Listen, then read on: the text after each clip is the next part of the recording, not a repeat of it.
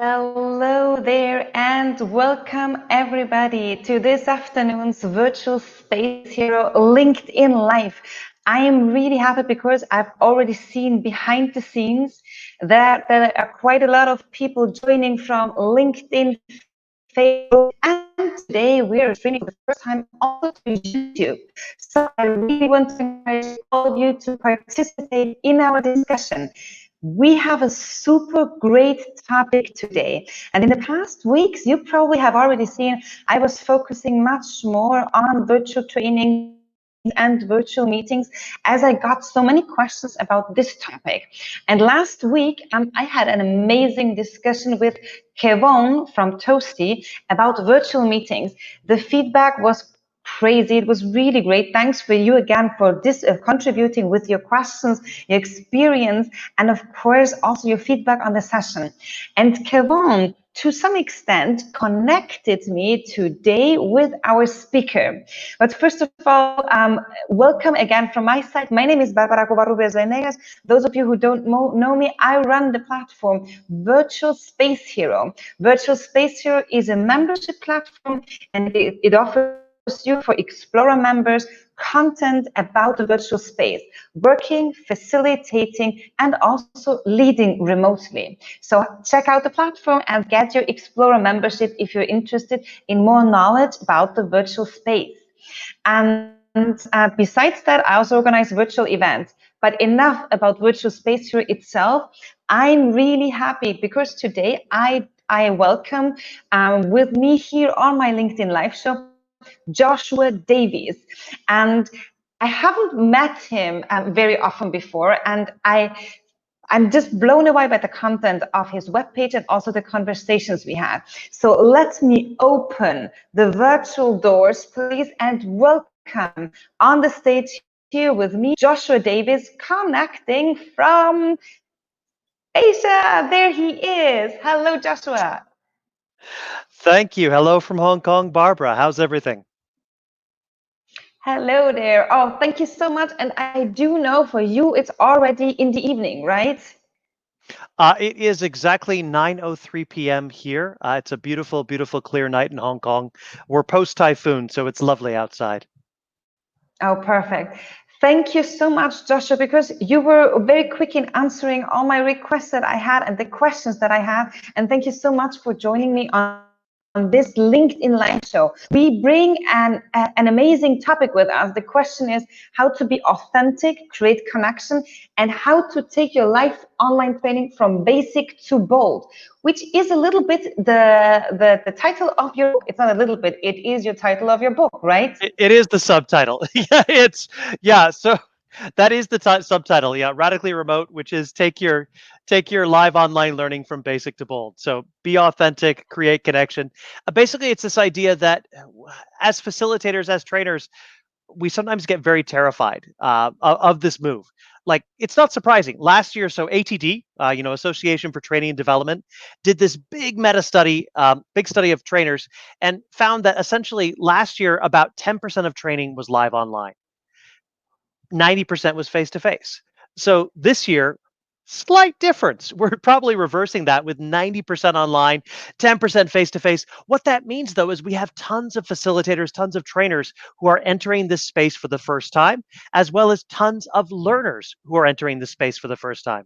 So the question is, how can we make this transition and make it into something beautiful and meaningful, as opposed to something that's just adding to the Zoom fatigue and the stress of the day? Yeah, exactly. Thank you so much. And it's really crazy if you think about that, the statistics that you brought up, 10% virtual last year, 90% in presence. And this year, definitely, it's switched around. It's 90% virtual. And I also figured, and that's what also was happening to me, of course, as it was happening to you and your organization, that due to our focus in the work that we work virtually and we teach and we facilitate, there was a huge demand, of course. And I think what you were doing and also the toolkit that you came up with, it's really amazing. But may I ask you, let us know a little bit what your work is about. What is Joshua doing? What is your expertise besides the making it bold, the training? Sure. No, very happy to speak to that. So just sort of twofold. The toolkit. So there's basically And I'm sure we'll post that in the share space. Oh, heard a strange noise in the background. So what we've got in the share space is we've got facilitation tools, we've got the book, and there's a free online class that was designed for our way to give back to the training and facilitation community because we recognize that this is a really complex, really tricky year for a lot of people, and we wanted to be able to. I mean, we're not doctors on the front line doing that. That's not something that we're able to do. But what we are able to do is to try to help people make that transition easier outside of helping trainers and helping L&D and helping facilitators become better at that. The big thing that we do is actually persuasive communications training. So I'm it's a ridiculous title, but it's an awesome title as well, a conversation architect. All that means is that I know you have to laugh at that title. We have to give ourselves titles that make ourselves smile a little bit. What it means is that we research, we train, and consult in the space of persuasive communications, not some sort of cheesy NLP like I will manipulate you and I will convince you to do this. Not that at all. We're talking about how do we create more authentic conversations, whether that's around influence, around negotiations, around public speaking, around innovation or collaboration. Every conversation is many possible conversations. It could go this direction or this direction, but in general, we have this tendency to go on autopilot. So, what we do in our training and with our research and consulting with our clients around the world is that we help them find the pivot points in their conversations and enable them in their organizations and in their professional lives to have more powerful dialogues. So, basically, moving from monologues where no one's really listening to each other to genuine collaborative dialogues. Last year, we did it in 24 countries worldwide. This year, Wow. probably more virtually, but not so many face to face. Amazing. 24 countries. And at this point, also a big hello because I see a colleague of yours joined us. Robert is there, right? Who's also saying hello He's from Hong lurking in the background. Yes, we got a hello from Hong Kong. That's my colleague Robert with his extremely dashing LinkedIn photo.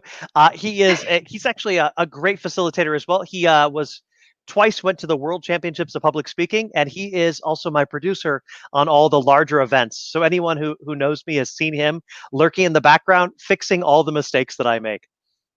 And I must say, I'm very lucky because we were able to get Robert for a workshop for an NGO that I'm working for, and he's going to do a workshop for us in September. So, Robert, a hello from my side, and very much looking forward to that as well. Yes, exactly. Hello at this point as well to Vincent is there from Eindhoven. We have Thomas connecting from Valencia and Kerstin from Rotterdam. Grace from Hong Kong.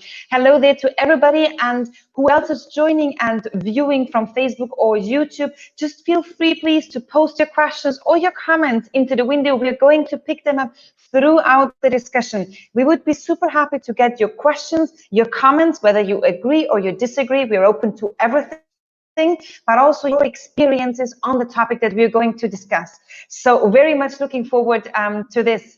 And with that, having said that, I would love to ask you one question when it comes to, like, as a starting question, when it comes to virtual trainings, what do you think are sort of the elements that we should consider when we plan our virtual sessions? And what don't we do? What is the problem? What is happening? Oh, okay, absolutely. For starters, we have to not forget what we already know. I'll be remiss and not know who I'm paraphrasing here, but it's in the book, the actual quote, if you want to go to that. But the short answer is that facilitators who are, amazing face to face, who know how to create connection, who know how to put learners first in a face to face scenario, suddenly when we go online, we somehow forget all of those good skills, those good techniques, and we end up rushing from point A to point B. And this goal becomes, let's finish the session. Okay. And it pushes us towards webinar style. It pushes us towards edutainment. We don't slow down and recognize that virtual takes longer. It takes longer, but ironically, people are more distracted. So basically, if we are not the distraction, if we're not creating more frequent check-ins, if we're not giving more ownership of the session to the learners, then they're going to logically be distracted by all the things around their sides. So we talk about actually 5 C's when we're teaching people to do this better. 4 of the C's are from a really awesome facilitator called Karen Greaves. So we added one C. That makes it our own because we added a C to it. But we talk about concepts, connections, conversations, concrete practice, and conclusions. And so Okay, if we're designing good training, yeah. Let's repeat that. Concept, conversation, concrete actions. And conclusions. Yes, very dramatically. Exactly. So I can briefly touch on those if it's easiest. That's probably so in like one sentence, concepts is just thinking about what do you actually want people to get out of this. It can't be topic driven. It has to be me thinking 6 months down the road. What would we like the trainees, the participants, the learners to be doing differently? Connections are how do I connect this to them as a learner? How do I connect it to their work? How do I make it meaningful to them? How do I honor the fact that they are smart human beings coming in there in a potentially very stressful time? How do I create the sense that this matters to them? Conversations is, what actually needs to occur in the session, not me talking. I'm a big believer in the misspoken John Dewey quote that I'm going to misquote again as well, which is the idea that the person doing the most talking is doing the most learning. We want to have them having the conversations, not us. Concrete process, do it or lose it. And conclusions, how do we bring this back to the workplace so it's not just something that's, wow, this was a shiny thing that gets lost. And Will Fallemeyer does some great follow-through research on how we can evaluate this so that we're not evaluating the wedding ceremony, we're evaluating the overall marriage, the longer-term commitment of the education of whatever we're trying to put out there. So that's the short version of what we look at. I love the quote, Joshua. The person who does the most talking does the most learning. And I think whether I quoted you now incorrectly and you quoted the other one, maybe not perfectly, but I think I am quoting John Dewey incorrectly. and I quoted you incorrectly, whatever, but I think the sense got through. And I think the sense of the quote, what it means, it's so powerful. And if we just take that as a rule to evaluate again our trainings, that's definitely a very good one. And I also think one thing that we have is we need to plan less if we go virtual. And I also believe when we had to go from one day to the other, many of us just took everything that we had and 101, we went virtual with the whole thing. But usually I plan like probably 75, 80%, if so, that I can do virtually, just because it takes longer. Correct. Exactly. It's and one of my favorite facilitators, Daniel Stillman, master facilitator. He has a free online course on the hats that facilitators wear, so I fully recommend that. He wrote the book Good Talk, but he actually talks about this concept of time being one of the biggest things that is positive for a facilitator if we understand how to use time well, where we're able to give them time for more reflective moments. But that really good facilitation is not conversion of face-to-face to online, it's transformation. And it has to be transformation. It has to be respecting this new environment. So Kirsten Vogel in the comments is actually asking about how can you be an inclusive online trainer? What are the key elements of inclusion in the virtual learning environment for you? That's a great quote. Great question. If we want to pivot to that, I actually would be curious to follow up with Kirsten what she means by inclusive. I can touch on a few things we do there. We try to be technologically inclusive by really, how to put it, if people come into the training room and you're using a platform outside of Zoom, where you're using something like Miro or a Jamboard, anything that's outside of that, if the technology becomes a barrier, then people start getting the shame orientation. They start blaming the technology, blaming you, and turning off from the training. So we have to, as trainers, focus on lowering that barrier prior to the session, as well as in the introduction to the session. So that's one part of inclusion in terms of those who are digitally very tech savvy versus not. Other types of inclusion, like for example, when I'm doing training, we use something called otter.ai, which does live transcriptions of everything we're saying in the session. So we're attempting in all ways to make it as accessible as possible to all audiences. When I'm doing this around Asia, we actually have a translators who sometimes will do live transcription of different languages. So technology, Kirsten, since she did a follow-up, nice, thank you for the follow-up comment. Technology on that, Otter is my big one that we do. Otter.ai is the big one that we do there. That's fantastic there. Even something as simple as remembering when we're doing Miro boards, remembering to have next to every image, have the sub-image labeled. So if people are not able to see it, that their read aloud software can actually label it. So we do actually try to make it as inclusive as possible, both from a technology side as well as from an accessibility side. But that's a really good point and something that a lot of platforms are lacking. Yeah, totally.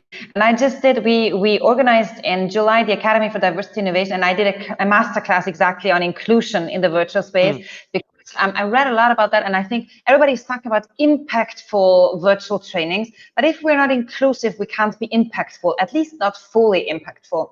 And I also talked a lot about closed captions, or how to use captions. Otter.ai, I never used it, but I read a lot about it. But also this might be just from a very easy perspective. Google Meets, for example, does have a yes. subtitle function, which is not always perfect, as YouTube subtitles are not always perfect, but it is a way to include everything, everybody. And I think also maybe one thing, Joshua, that I was thinking about is when we talk about inclusion, I always suggest trainers, if they have the luxury of co-facilitators, which hopefully at some point won't be a luxury anymore, but if they have the luxury of a co-facilitator, I encourage them to type in also the main messages, to speak Absolutely. slower, for example, like all those small things. I know I'm a way too fast speaker. So for example, if we think about that, non-natives and the way we speak, it also helps to be more inclusive. Absolutely. And so that's actually one of the reasons why we also use platforms like Miro or Mural, whichever one you want to use. One of the best feedback I ever got for using a platform like that was that it, to some extent, democratized the conversations. So there's this idea of, leadership versus loudership, where just sometimes the loudest voices in group work tends to go to the surface. But Miro, if you're using a tool like that to visually create the conversation, it allows quieter voices to raise to the surface in a way that creates much more meaningful dialogue. So I think absolutely what you're saying there with Google Meets, with things like that, it's very, very powerful as well. Absolutely. Yeah, Do yeah. we want to pivot to Vincent's question, or if you've got another? I'm bouncing back and forth between the comment questions and your questions. Totally happy to go either direction. There are so many cool questions and comments from you, so thank you very much. Let me pick up on one of the first comments that we got. If we Sure. just come back to the topic, how do you define bold online learning? What would that be? Okay. So, I mean, anyone, you could define this in any way you would like, but we talk about, so in Radically Remote, I talk about what we call brave facilitation. To be honest, for me, it's just this willingness to put yourself out there and to make mistakes. Tyagi, one of my favorite like gurus of facilitation, amazing facilitator who's doing a lot from transitioning from face to face to live. His live online learning sessions are phenomenal. But he says quite simply, trust your participants. We over worry sometimes. We over apologize sometimes. Like if technology doesn't work perfectly or this doesn't work perfectly, if we just humanize it and put ourselves out there, we're setting ourselves up for much more amazing experiences. The less we talk and the more we have a conversation and the more we're willing to make mistakes, the better it is. So for me, what being bold as a facilitator means is not taking the easy route from A to B. Again, that doesn't mean like going into like technology for technology's sake. It's not like let's have the shiny thing for no particular reason, but being willing to try on new interaction patterns, to really put our learners first, and to actually be willing to make mistakes. That for me is bold online learning. And Anna agrees; she loves Tiagi as well. He is awesome. Yeah, totally. I do know, that I work a lot in the intercultural field, and so I know there are a lot of intercultural trainers, and Tiagi is it's a very frequent visitor of our intercultural conferences, or presenter, of course, keynote speaker, and so on and so forth.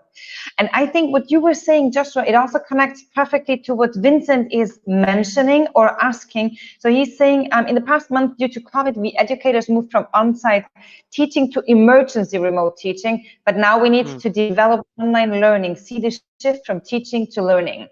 And I think this is a little bit what you were elaborating on, in my opinion, to be bold, to put, or what we discussed, to put the learner in the focus, to trust in them. Do you have to add something maybe? No, absolutely. So Vincent makes a really good question there. So a little Although it's so tempting to go down the culture, context, character route because I'm a huge, I love like Aaron Meyer and all of the culture map stuff and applying all of that. But let's put that to the side and talking about Vincent's question. So Vincent, I've got actually a lot. So I used to be university faculty at in Korea. This is like a while ago. We'll just leave it at a while ago. I have not been outside the US for 20 years. A while ago. So I have a lot of friends who are still professors there. And I actually work and do some pro bono stuff with some of the universities here in Hong Kong. So they are in a similar situation where initially it was basically a band-aid on a hurricane. So emergency remote teaching, like throwing people into this where it's, let's see how we can make it work. Let's just see how we can hold our breaths and hope that this gets us through this situation. But we're recognizing now that virtual learning and doing this meaningfully in a virtual space is something that's not going away. And to be honest, that was something that was already a trend that was beginning to occur. Um, this is true in sales as well. We talk about face to face versus virtual and online sales. That was actually already a trend over the last 5 years, but COVID has massively accelerated that trend, of course. So really, Vincent, if I was to say in a short answer, not do it justice, it really goes back to that idea of conversion versus transformation. Emergency remote teaching usually involves trying to replicate what we did face to face and doing, which is, that's a great starting point. But then as we pivot to real virtual learning, it becomes not just about replicating that teaching experience, but replicating the sense of community that's behind it. So it's this critical element of really bringing the learners even more into it and creating a persistent virtual space. Yes, you can do, LMS like Coursera or, any of those little LMSs. So that you'd like to use, whether that's Thinkific or Teachable or 100 other LMSs. But that's not enough unless it's well designed and unless it encourages true conversation and true community. So I think for Mhm. me, Vincent, the difference is that community element that's being brought in, um, where for teachers, the technology is disappearing into the background, and it becomes much more around this piece of engagement. I loved a lot what you were saying about conversion versus transformation. And I think that's also one of the keys that we sometimes really forget. And I'm just popping it in there again, conversion versus transformation. And I think now, hopefully, we also have, as university faculty, we have a bit more time to think about the transformation because clearly all of us are under a lot of pressure. And sometimes we don't have enough time to think about transformation. You know what? If we talk just about university courses, there was one phenomenon, in my opinion, that I also saw a little bit when it comes to examination, because I'm coming from the world of universities of applied sciences. And we, as universities of applied sciences, we always talk about competency-based and learning and so on and so forth. And at the end, we figured out that our exams we're not competency based at all, and everything that requires an open book exam, meaning students taking an exam really being measured on their competencies and not on pasting content knowledge from A to B, was not working. So I also think that vice versa, the shift to e-learning had a big boost in our normal in-presence learning as well, because this should True. have been happening already years ago. So much agree with that. So one of the things we actually talk about is that the switch to virtual. Now, yes, there are whole new skill sets to learn. Being able to create a virtual space, which is so I'm obsessed with this idea of physical places and digital spaces, of really creating things that go beyond just the Zoom. Sukling, I saw in the comments, has actually endured many of my sessions around that topic, so she knows it well. But it's this switch to virtual is also revealing how truly good we are and how much pedagogy we've got behind our facilitation. I think a lot of us, when we were face to face, we can get away with being charismatic, energetic, and entertaining. And we can create the illusion of learning rather than actual learning. And what I think that moving to the virtual space is to some extent, it reveals the wizard behind the curtain. And if we're not having truly good pedagogy behind what we're doing, then it's falling apart and people are drifting off. So I think that the bar in terms of our facilitation is it's raised quite a bit higher, and I think that that's actually a good thing. I've learned more in the last 6 months than I have in the last 10 years. Very very honestly, as a facilitator. That's also something because I see Anna is here, and well, Anna, the one who also loves Tiagi, as many of us do. And Anna and me, we're the founders of the Academy for Diversity and Innovation, and we were Ah, discussing lovely. exactly the radical learning curve that everybody of us was having because we were just forced to, and of course we like it, we love it, all of us, but in this sort of speed.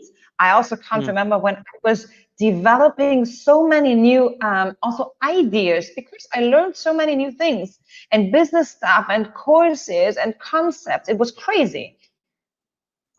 Exactly. I mean, it's a crisis, but the amount of collaborative potential that's coming out of it is phenomenal. And apologies for name dropping a bunch of random apps right now. I promise I have linked to them in all the posts I've made. But like you get things like Toasty and which you had on last week. You had Kevon last week, but you get Toasty, you get Yo Tribe, you get all these interesting things. And so Zoom is lovely. It's a lovely platform. Google Meet is lovely. Even MS Teams is improving. Uh, Anything's better than WebEx, but it's moving in a positive direction. But they are all still meeting platforms that we are hijacking as facilitators. Whereas like Toasty and Yo Tribe, those are the first attempts where it's facilitator platforms that are designed for communication and facilitation, different kinds of group dynamics. What was it? I'm trying to remember the exact quote. Give me exactly 10 seconds since I conveniently have it on a slide next to me right here. It's this prescient quote by Churchill: "We shape our buildings, thereafter they shape us." So, and I love this idea that the spaces we shape define the conversations we have. And Zoom just by itself, even with breakout rooms, which are lovely, it defines a certain set of possible conversations. And if you bring in like liberating structures, you bring in tools from Session Lab, you can spice that up. But it's still hijacking something that was a meeting tool and using it for facilitation. Whereas things like Toasty and all these other new tools that are coming up in the last couple of months, literally in the last couple of months, are really beginning to think about, well, how can we change interaction? And how can we create something that's so much deeper and more meaningful? And I just love seeing that happen. Yeah, me too. Absolutely. And I think, you know what? Even though maybe Zoom is not a perfect facilitation tool, what Mm, I like about it is it challenges me to be very creative, to think about how can I do things differently so that it true. works for my way of facilitating. Because a platform, and I love Toast. I'm going to use Toasty now for my company workshops as Mm. well. And in my university teaching, Toasty has amazing features and it provides you with so many templates, ideas as well. But I think what I had with Zoom now, because of the limitations, I was a bit more creative than I thought I could even be, honestly, You are to be you there. are you're so correct there. So I love the idea of limitations inspiring creativity. I think all of us as facilitators, as teachers, as trainers, we can all identify with that. Like just absolutely totally. Like for example, on Miro, I was talking with some of the actual software developers, and we had done things on the Miro platform. We had hacked the Miro platform, and we're doing things on it where they literally said, "Oh, I didn't know our platform could do that." And so that's the most like gratifying thing where you're playing with a facilitation platform, you're playing with something like Zoom. And it's like when somebody figured out the co-host trick, where if you make everybody co-hosts, they can freely move from breakout room to breakout room. So you take something that's a static breakout room experience and you make it into more of an open space experience where people move around. I love stuff like that where people are hacking it. Low tech hacks for high tech communication. Absolutely. Thank you so much. And these are really the fun examples what you can do. And also, even though, for example, of course, it's much nicer to organize a World Cafe with Remo, Mm, REMO, which is a yeah. platform both of us are using. It's fun because it has the table structure. But for example, I was doing virtual World Cafes with Zoom, and I was just using the co-host function. And sometimes I was moving the moderators, whatever. But whatever Yep. I'm trying to just you need to come up with new ideas. And I think that's also what a little bit was the COVID about? Of course, we must be aware that not everybody in the corresponding situation was able to be creative and develop something new, because it always depends a lot on the circumstances. But many of us had the chance to develop new businesses, new ideas. Things came up that probably many of us would not have thought that we were able to develop in such a short time. Truly, I mean, that for me has been the in this very, very surreal year of 2020 for many reasons. I say this speaking as an American, so it's doubly surreal for us. But so it's a very, very surreal year for us.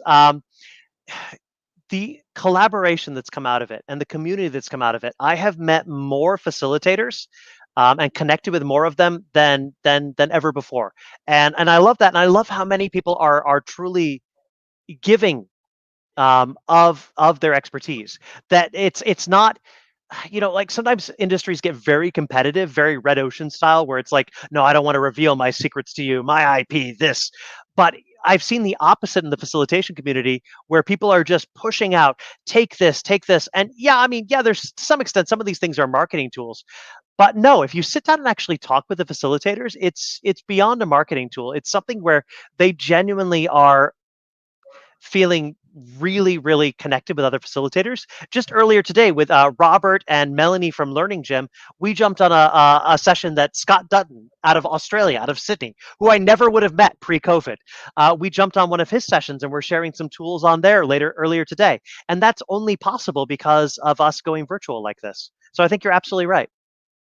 Absolutely. Thank you so much. And also for this, I think what we also experienced is this kind of much more sharing approach that we developed in this COVID.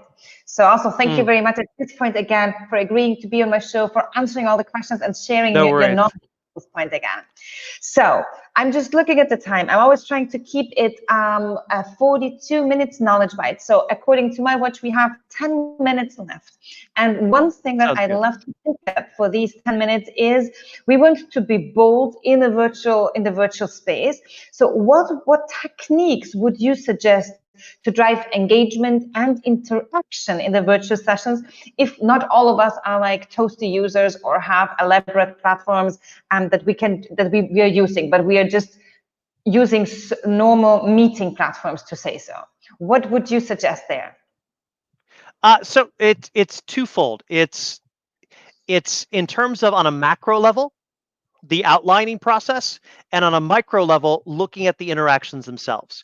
On a macro level, my favorite technique, and Sukling in the comments will be familiar with this. I love using 5-minute sticky notes. It's not the only way to do this. Harvard had this great idea of looking at training as high intensity workouts. So actually looking at how can we build in rest periods, how can we build in high intensity periods. But I actually like to take just sticky notes and break them into 5-minute bundles. So let's say we've got like a 90-minute session. Or a 2-hour session. I'm just tossing up a random number there. Of course, I automatically cut off about 15% of the time, just push it to the side, remove those sticky notes, because you want to give yourself some breathing room for conversations to occur, for questions to come up, for tech failure to happen. So 90 minutes, I'm really only planning for 70 minutes. Then I actually want to map out, where's my trainer talk in here? How much do I actually want to get across in here?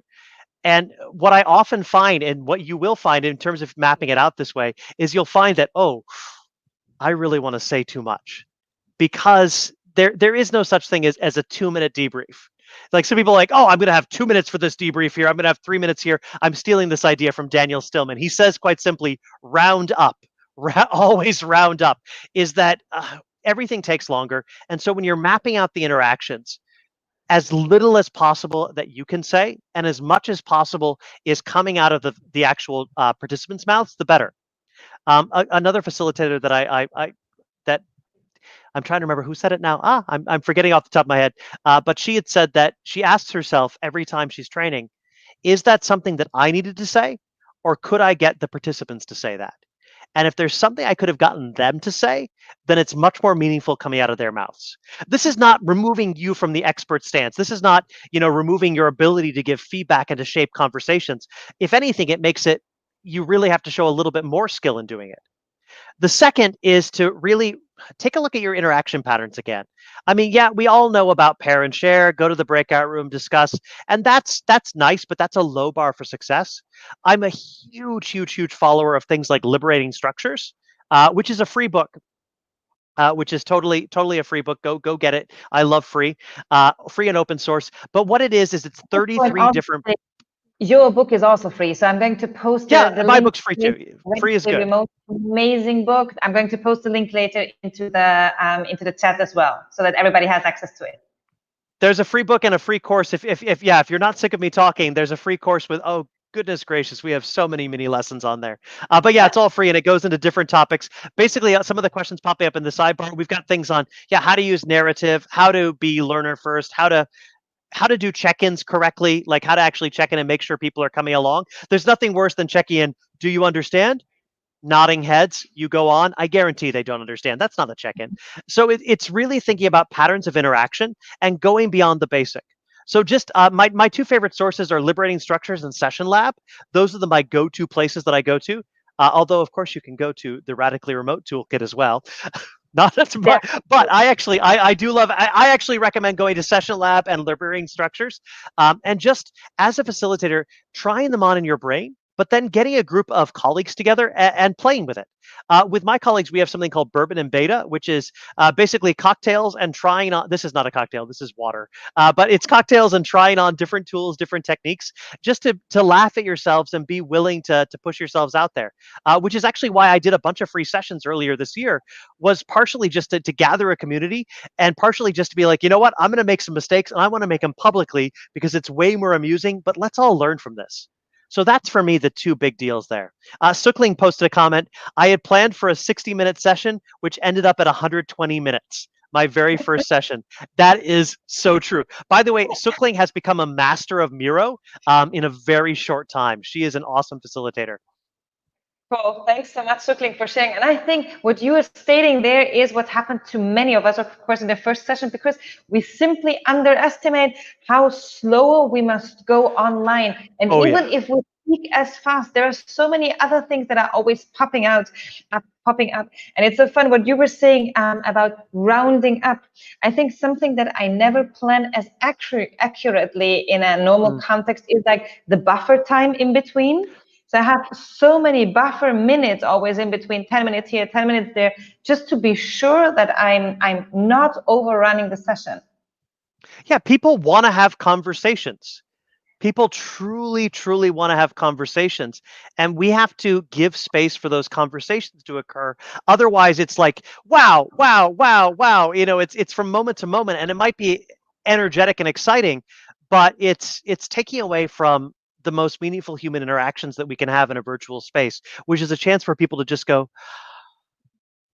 and breathe and think and just give people 5 minutes to say, hey, you know what? For just 5 minutes, I want you to stand up and go find something in your house that is a visual metaphor for the last thing we talked about. I know that sounds weird, but just go stretch around, go find something. You're going to come back, you're going to get in a group with a partner, and I'm going to ask your partner to explain why you chose that as a visual metaphor. Let's see how much they're able to get into your brain. And it's just little tiny little twists like this. Take things that are so digital, so just step, and it takes them to something that's much more authentic.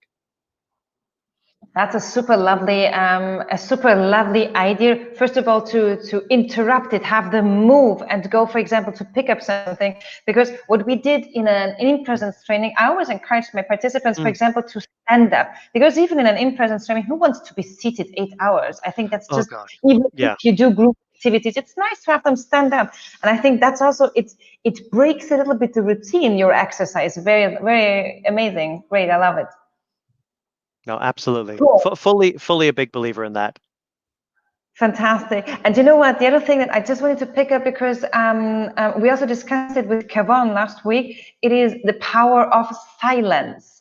And I think that was fun because we have the belief that the moment we go virtual, we need to be like, we need to be talking all the time. We can't leave a second of thought or more time for self-reflective activities, whatever it is. And I think that's also the power of silence.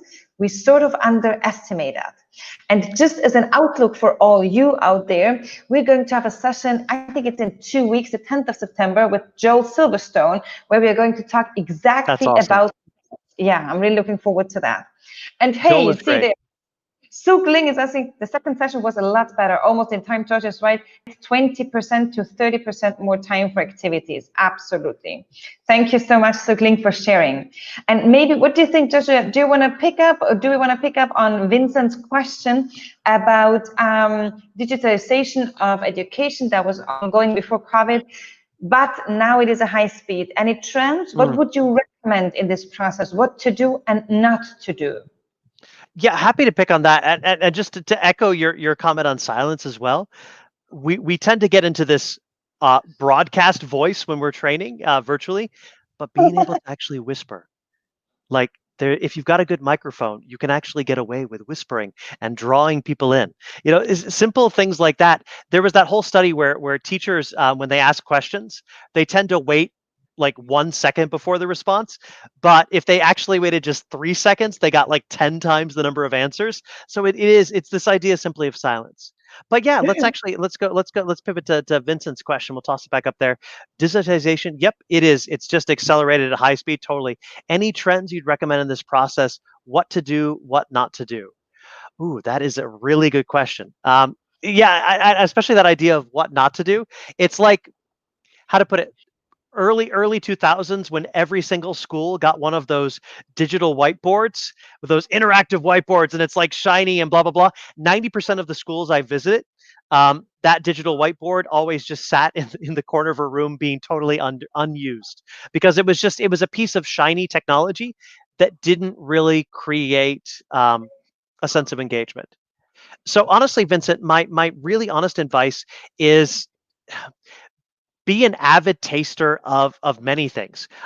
Go full buffet approach, like literally, not a pub crawl, but a tech crawl. So just go and have little tiny tastes at each location. And I'm a big believer of this. I sign up for every beta. I sign up for all these things. To be very honest, 90% of them, after a week, I'm like, no, that's not. It's not that it's bad, but it doesn't really. Does it make me feel more human? Does it make me feel like we're creating a safe space for deeper conversations? Mm. And if it's not moving us towards that, and you'll recognize it as a facilitator for face-to-face sessions, trust yourself to recognize it. And if you don't trust yourself, get a couple of other facilitators, teachers, trainers with you to try out some of these things, and just go and experiment and try them on. And there'll be this moment where you'll hit that tech hurdle, push past that 5 minute, 10 minute tech hurdle, because that's just natural. But you'll get into this moment where you either go into a place of flow, where you're like, oh, that is different. Like the first time I tried on Yo Tribe, where you're actually moving around and having these incredible organic conversations, it was just incredible to see it go like, oh, wow, that's different. Others, you try it on, and you're like, "Mm, no, that's just not really going to work." So for me, it's really about not one trend, Vincent, but it's actually about being willing to go out there, sample, try it on, and feel what actually works for your situation. So yeah, I know that sounds like a cop out answer, but it's very honest to how I'm approaching this, at least. And probably also coming from academia, the most important part probably is that you, and I know Vincent is a university lecturer, university professor, that probably it's important that you also connect to whoever is a decision maker on whatever platform we're going to use. Because very often in universities, I do see that decisions are being made by somebody who is not the teaching expert. And that's where the problem start. And of course, in a university context, you will never have like 20 apps that you're going to be able to use. You're going to have one, most likely, or maybe two. But still, I think probably the part is to go proactively and contribute to the decision-making process in this case, maybe. That's so incredibly true. I've got friends at universities who are teaching, and ones where they pushed and they got what they love. They're having a great experience. Others who I know are fantastic facilitators who know all these tech tools, they're being forced into platforms that are barely better than a webinar. It's just, that's what their school chose for whatever dealing was involved in that. But it's not creating an experience that really meets student needs, and that's always putting them first. Yeah, absolutely. And we have a comment here, and I can't see the face now, but I'm sure we can see it if we go to LinkedIn later on. Digitalization starts with people and processes. Completely. Technology is only there to support. Absolutely. And I think with this and the Absolutely. last, sharing is caring. So I'm saying again, a very big thank you, Joshua. We are not running out of time. We are running perfectly in time. And with this, I'm just saying, no, not as shouty as I did before. Thank you very much. Thank you for having me. Absolutely. It's been a pleasure. Playing with my voice is definitely one of my weaknesses, as you No might have worries. imagined. Thank you very much for being with us. And with this, I'm giving you the huge applause and thanks again for sharing. I'm going to post the Radically Remote Toolkit into the chat afterwards so that everybody of the viewers is able to access that. I totally recommend that. And with this, I'm saying again, thank you very much, Joshua. You know that I have sort of a virtual cocktail prepared backstage. So if you leave me now, please wait for me there for like a minute. I'm going to be with you. Sounds brilliant. Thanks so much. Thanks everybody for coming. See you in a second. Thank you so much. Bye bye. Cheers. Bye. So thank you so much for all your active contributions. Amazing. And I do see that there are still a few comments coming in. Anna is posting also the link to Yo Tribe. So thank you very much, Anna. I'm going to post more links as well about the platforms that we talked about. Besides that, we are always producing a blog afterwards that is published on my webpage, so you can stay updated and go to my webpage barbaracv.com where you can see all the previous blog articles. I just published a really great one. Well, it was the most fun to write, honestly, and to craft it, because we wrote the 6 thinking hats from Edward de Bono and how to go virtual with the exercise. So have a look at the blog article. You for sure will like it. And next week, there's another one upcoming about another tool of how to go virtual with that. So thank you very much again to all of you. Let's stay connected. It was a pleasure having your comments and discussing with you. And I hope to see you next week with Cassie Laborie. And we're also going to talk about virtual trainings. So I have a lot of people from different corners of the world. Thank you very much for being with me and following. Bye.